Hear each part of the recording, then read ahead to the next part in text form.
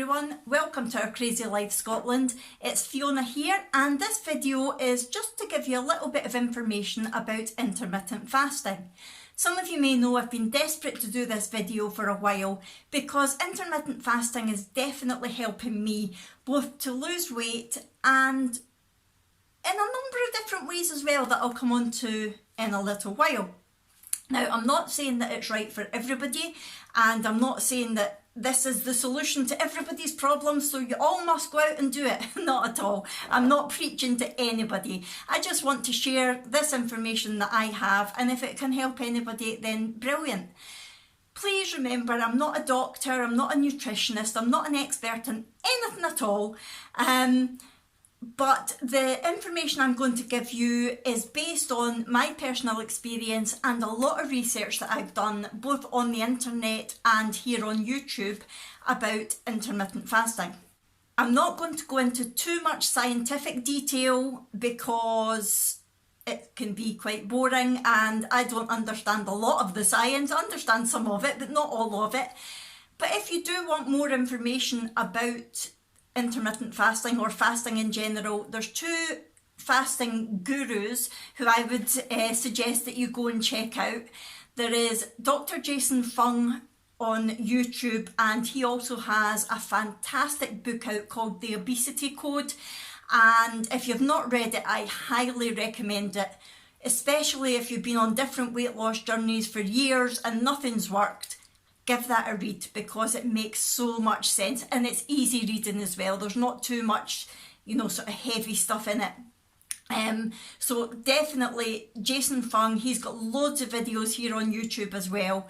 But also Jimmy Moore is another guy. He more concentrates now on longer term fasts than intermittent fasting, but he's another really good guy to check out here on YouTube. He's got some books out as well, but I've not read any of those. I'll try to link the Obesity Code below.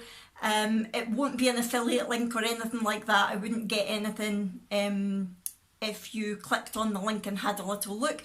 But I really do recommend that if you enjoy reading about the human body and weight loss and how it all works together, then it's definitely a good book to read.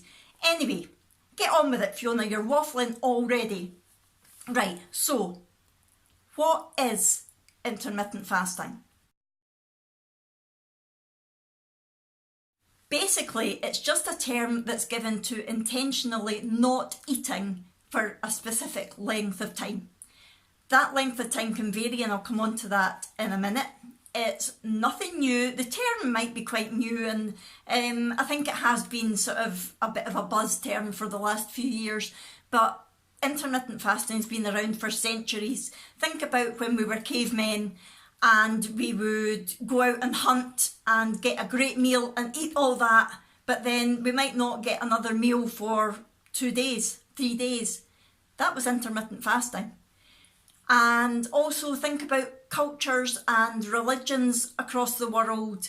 A lot of different cultures use fasting. Look at Ramadan. So it's used in a lot of ways, it's just not always called intermittent fasting. What intermittent fasting is it's not a specific kind of diet.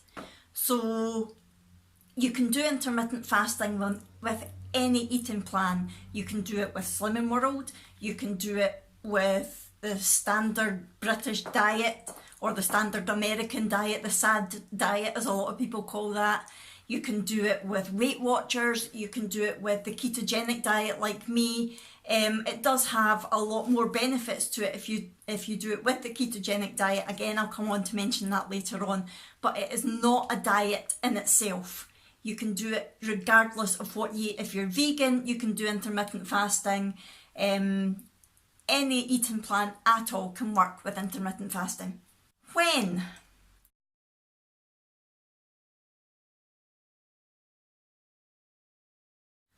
should I do intermittent fasting? How long should I fast for? That varies. There's so many different terms, different lengths of time that you can fast for, and they all have good benefits. Some have more than others.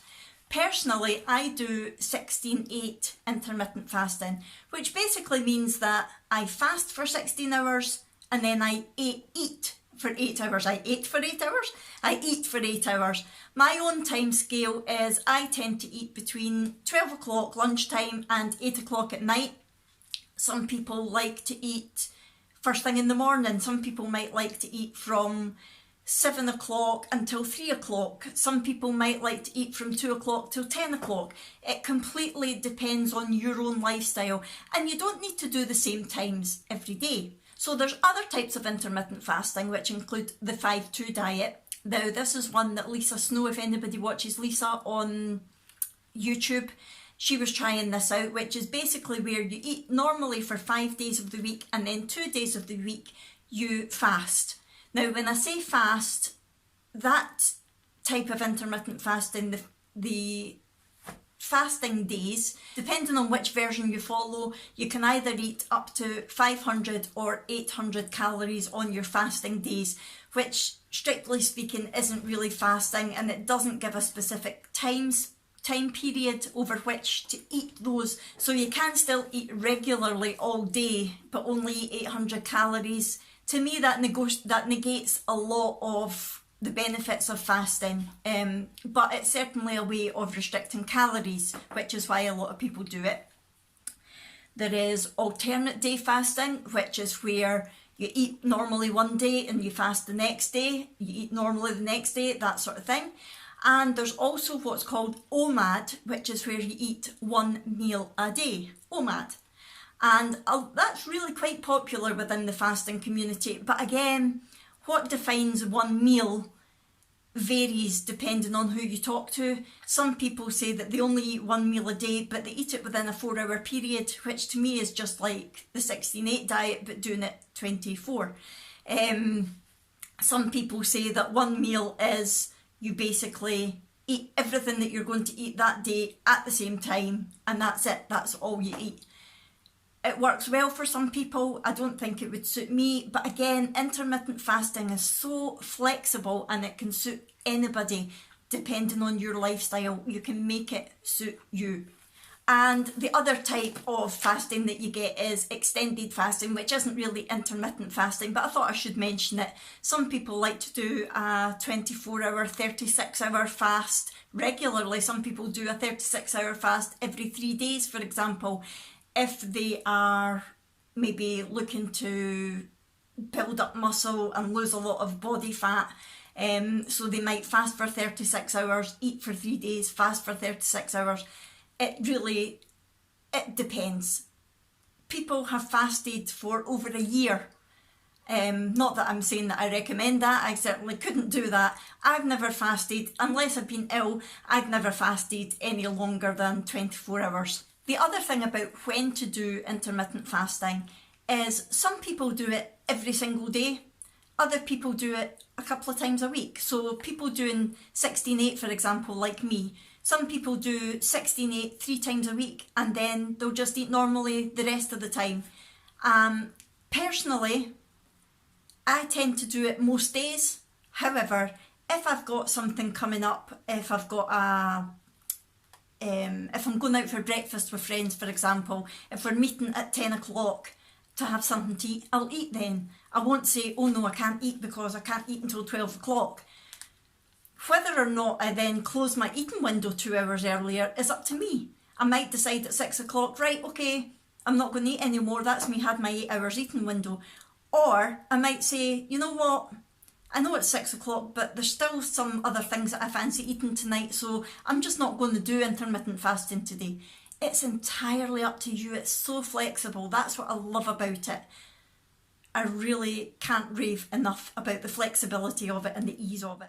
But why intermittent fast? Why would you do that to yourself?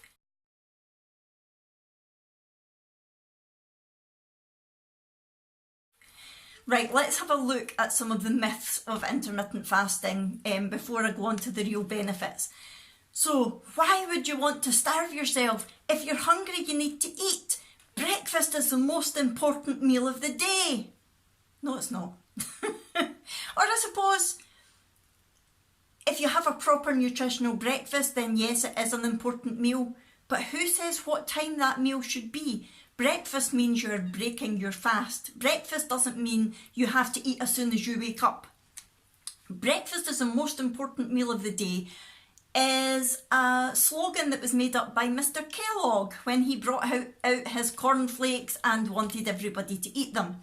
It was a marketing ploy, and people have grabbed onto that and used it for years and years and years. Breakfast does not have to be eaten as soon as you wake up. That is a myth. Breakfast is important, but what time you choose to break your fast is entirely up to you. But if I don't eat for long periods of time, my body's going to go into starvation mode. You need to eat little and often if you want to lose weight. Really? You want to lose weight, so you're going to eat more? That's like saying, as Jason Fung would say, if you want to get clean, you need to go out and roll in the dirt 10 times a day. No, that doesn't make sense. You don't need to eat. No, I know that might sound patronising and I don't mean it to, but when you think about it, eating more often isn't a sensible way to lose weight. And the reason for that is insulin. I have mentioned this word, this hormone, this nasty little evil bugger that tries to stop us all from losing weight quite a few times. And basically, I will talk more about that in the benefits, the proper benefits in a minute. But if you eat little and often, you're going to spike your insulin all day long, and that is not going to help you lose weight. And the whole starvation mode, your body will go into starvation mode. No, it won't, because your body is designed to store fat. When you eat, that's what insulin does. It takes the sugar into the cells, it stores it as glycogen, ready to be stored as fuel. If you don't give your body a chance to use that fuel because you're eating all the time, you're then going to not get a chance to lose weight. You're going to store more and more and more, and when your liver is full of glycogen, it's going to get stored as fat. And also, starvation mode is more likely to happen if you're on a severe calorie restricted diet, because you're eating a small amount of calories every single day and you're eating them regularly, and your body's saying, wait a minute, all I'm getting is 800 calories every single day. I'm going to have to slow down my energy usage here or I'm going to burn myself out. Whereas, if you do intermittent fasting, the periods that you're not eating, your body learns to use the glycogen that you've stored and then use the fat that you've stored, because that's what it's there for. So your body learns that it doesn't matter how many calories you give it to eat. You've got plenty fuel there within your body for the body to run on. So it doesn't have to panic and start reducing its energy because it thinks, oh, this is a different type of energy, but there's loads of it. I can just go on and use as much as I need.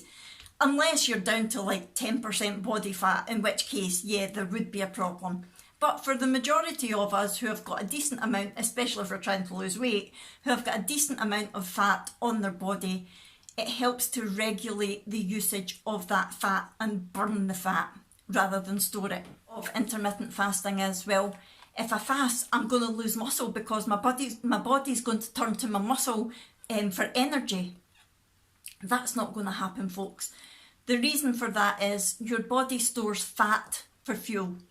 So it keeps storing fat. So when it's not got any fuel coming in, it uses the fat.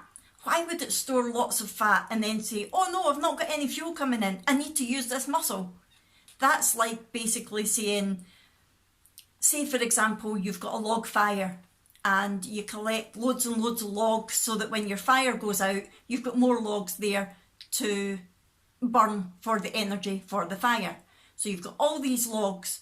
Why would you then go and chop up your TV cabinet and your bookcase to give it energy when you've got all these logs sitting? That's the same idea as your body storing fat. That's what it does it for. It's not going to use protein. It's not going to use your muscles when it's got fat there, because that's what your fat is there for. So don't panic about any of these things. Now that I've had a look at the myths, let's have a look at the real benefits of intermittent fasting. One of the main benefits of intermittent fasting is that it helps to reduce insulin resistance. Now, what is that?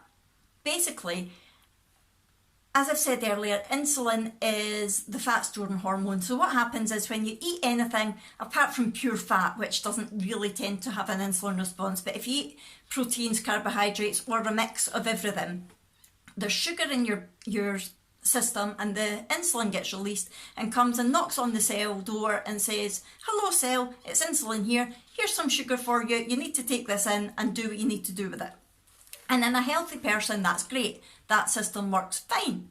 However, in an unhealthy person who's maybe obese, overweight, type 2 diabetic, they become resistant to the insulin signals. So basically, insulin comes, you eat something, insulin comes along, and if you watch The Big Bang Theory, it knocks on the door and goes, knock, knock, knock, cell, knock, knock, knock, cell, knock, knock, knock, cell.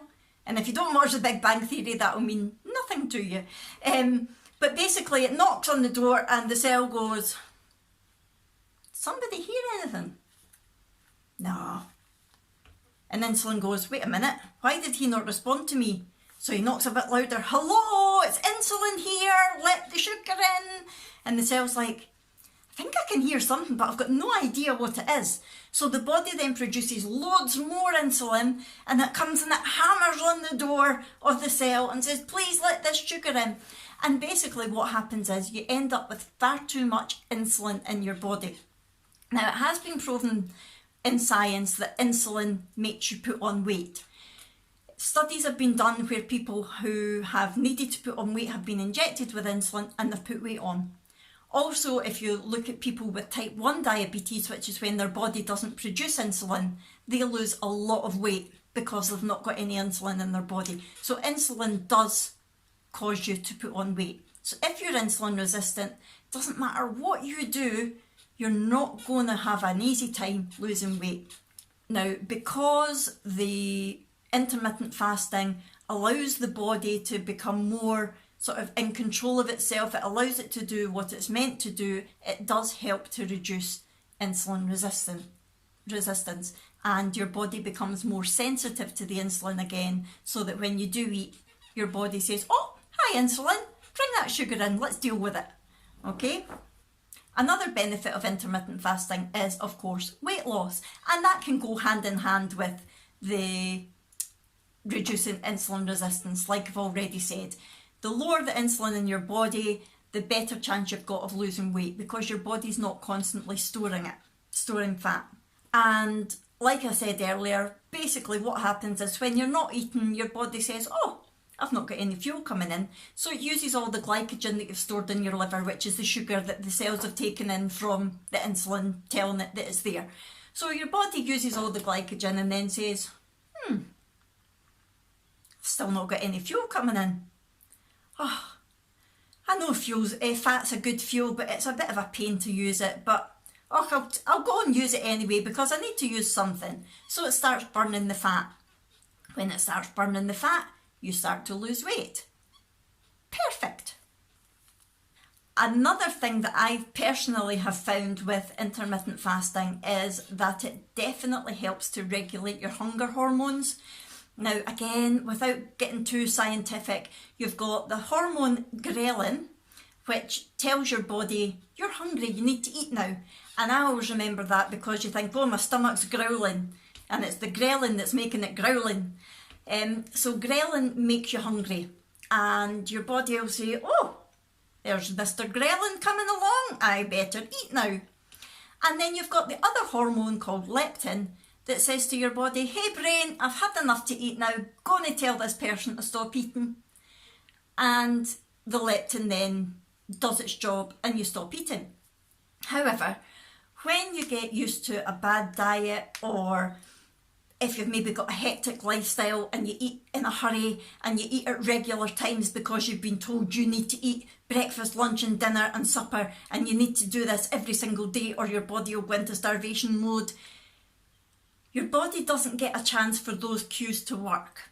Your ghrelin never gets a chance to tell you that you're hungry because you're eating before you get to that stage, and your leptin never gets a chance to tell you that you're full because you're shoving everything down your throat too quick so that you can get out to the next meeting that you've got to go to, or the next swimming club that your kids got to go to.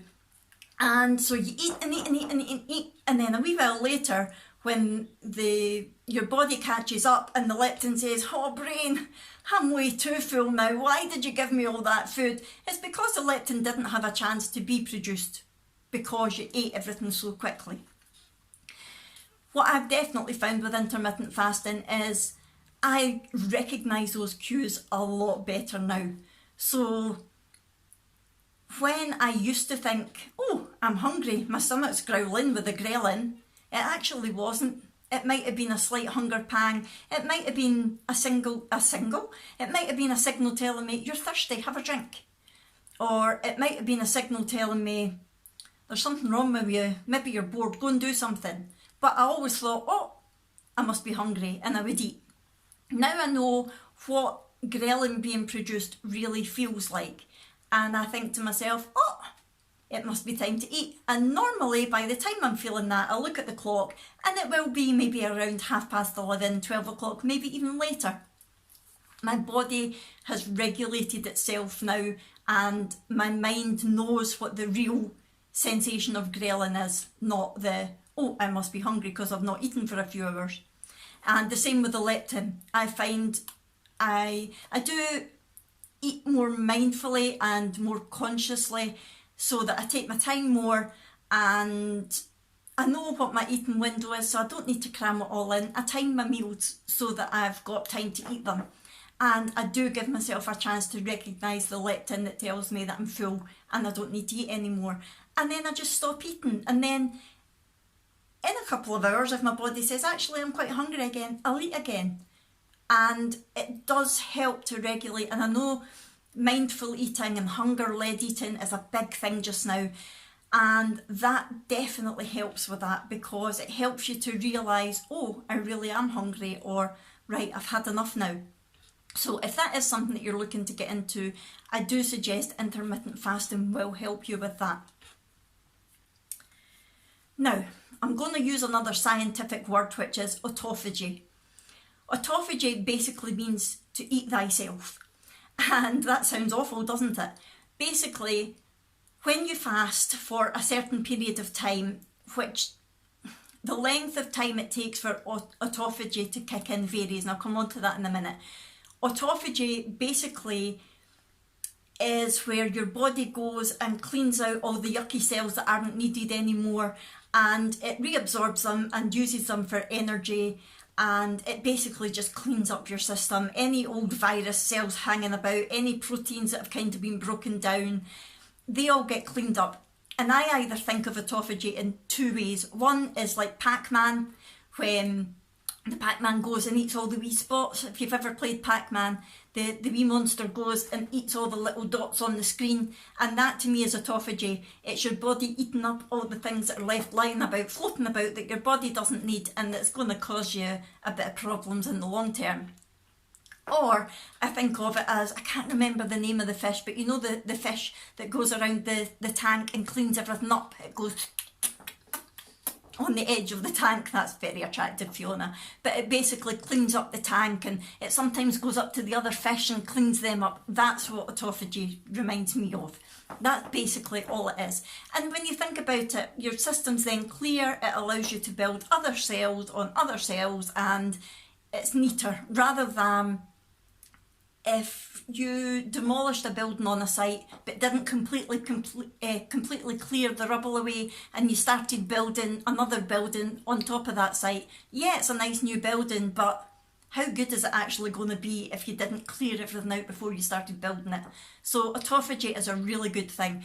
Now, the thing about how long it takes to kick in, if you're eating a normal diet that's full of carbohydrates and a lot of protein, autophagy can take a good sort of 24-36 hours of fasting before it kicks in, because it takes that long for your body to get through all of the other glycogen and everything that you've given it that day.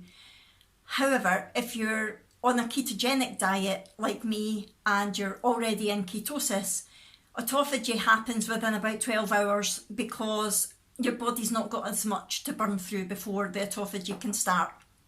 So if you're on a normal diet, you may not get all the benefits of autophagy unless you do a sort of extended fast. But if you're on the ketogenic diet, it can kick in after about 12 hours. And interestingly, I was watching a video this morning, and the lady I was listening to, I can't remember her name, was linking autophagy with loose skin and weight loss. And she was saying, do you ever wonder why some people can lose a lot of weight and not end up with a lot of loose skin, whereas other people lose a lot of weight and they're left with a lot of really loose, wrinkly, saggy skin? And she says the reason for that is autophagy. If you've got autophagy going on in your body while you're losing the weight, the dead fat cells that aren't being filled anymore get eaten up by the autophagy. So your skin tightens as it goes, if you like. Whereas if you've not letting your body get into a stage of autophagy when you're losing a lot of weight, those fat cells just basically sit there and they don't get eaten up, and that's how you eventually get left with a lot of loose skin. And I was really fascinated by that, because I know I've often wondered why some people get it and some people don't. So yeah, that was really fascinating to me. Another few less scientific but really nice side effects of intermittent fasting is less brain fog. And I can tell you that from personal experience. When you're in a good stage of fasting, your mind seems to be an awful lot clearer. It's much easier to think about things, and I tend to write a lot of things down when I'm fasted because my mind's saying, oh, there's this, oh, there's this. So I write it all down so that I remember it all. Whereas when I'm not fasted, or when I've not been doing intermittent fasting, I tend to be a bit, oh, what was I going to do again? Why did I come into this room? There was a reason I was coming in here. You know, just that brain fog, like baby brain when you're pregnant. If you've ever been pregnant, you'll know what baby brain's like. Well, brain fog can be very similar. But fasting gives your body the chance to have everything working properly, and you have a lot less brain fog. The other thing that I find when I'm intermittent fasting is that I'm more productive. I'm not doing things and then saying, oh, look at the time, I better have my breakfast, and stopping what I'm doing and going to have my breakfast, and then saying, right, where was I? What was I going to do again? Oh God, if I hadn't had my breakfast, that would have been an extra half hour. I could have finished this chore by now. So if you're on a roll cleaning, if you're going out to do things, if you've got the gym to go to, that's a perfect time to do it, is when you're fasting, because you don't need to stop the gym to have something to eat. You can just go to the gym and do your workout and then think about eating afterwards. And exercise in a fasted state is very good for you as well, but I'm not really going to go into that too much in this video. For me with my crochet, I love my crochet, but just now I'm doing corner to corner crochet with loads of different colours, and when I'm in the middle of a row I've got different colours everywhere and I'm like this. The last thing I want to do is have to put that down to go and eat when I'm really not that hungry anyway. So not having to stop to eat because Mr. Kellogg says it's breakfast time, it's the most important meal of the day, means that you can be more productive, you can get a lot more done. And I also think about food a lot less now that I'm intermittent fasting with the keto diet than I ever did, especially on Slimming World, when I was constantly thinking about, right, what am I going to have for my sins later? Right, have I had my healthy extra? Right, okay, I've still got another healthy extra to have. And I thought about food constantly, whereas now I only think about it when it's coming up to my eating period. In fact, most of the time, at the end of my eating window, one day I'll think, right, what am I going to have tomorrow? And it's in my head, and that's fine. I don't think about it until it's time to eat and I know what I'm going to go and have. One of my favourite benefits of intermittent fasting is it's so cheap and budget friendly. Think about it, you don't need to buy anything, you don't need any special equipment, you're actually saving money on food because you're not eating all the time. I'm not saying that if you're intermittent fasting you have to eat less, that's not true. You might still eat the same amount of calories as you would eat in a normal day when you're intermittent fasting, but you're just doing it in a smaller window, and that's fine because your body's still getting the chance to recover in between. Calories aren't important or aren't as important when you're intermittent fasting as they are when you're on a standard diet, because your body is doing what it's meant to do. It's hormone based rather than calorie based. Your body can't count calories. Your body doesn't know how many calories you're giving it in a day, but your body does respond to the hormones that are released as a result of the food that you're eating. So most people do find that naturally they eat less calories in a day when they're intermittent fasting because they're not starting at 7 in the morning and finishing at 10 at night. They've not got as much chance to eat because they're bored or because they're thirsty. So a lot of people do naturally lower their calories, but that's not how the weight loss works with intermittent fasting. But if you are naturally taking in less food, you're spending less money on food. Win-win. And also the final benefit that I'm going to say is it is so easy. At the start, don't get me wrong, at the start it feels weird. It feels weird and it feels wrong. And you think, no, wait a minute, it's 9 o'clock and I've not eaten anything yet. It's 10 o'clock, I've not eaten anything yet. It's 11 o'clock, come on, you're going to have to eat. It's not true, you don't have to eat. And as long as you can get the science sort of in your head rather than the whole diet mentality that we've been fed for years and years and years, it's easier to say to yourself, right, I don't need to eat, it's fine.